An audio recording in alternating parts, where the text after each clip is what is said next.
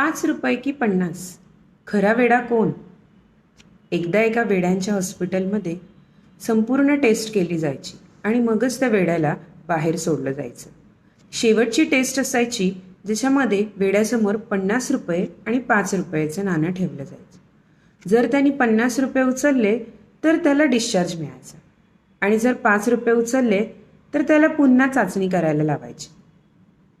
एकदा एक वेडा दरवेळी ₹5 उचलायचा. हे असं सतत चालू राहिलं. मग डॉक्टरांनी त्याला विचारलं, काय रे, तुला एवढं समजत नाही? ₹5 उचलायचे की 50? सगळ्या चाचण्या पास होतोस आणि शेवटच्या टेस्टमध्ये चुकतोस. त्यावर वेड्याने हसून जे उत्तर दिलं ना, त्यावर डॉक्टर चकित झाले. वेडा म्हणाला, डॉक्टर साहेब, कळतंय की मला, पण जर ₹50 उचलले तर मला इथून डिस्चार्ज मिळेल.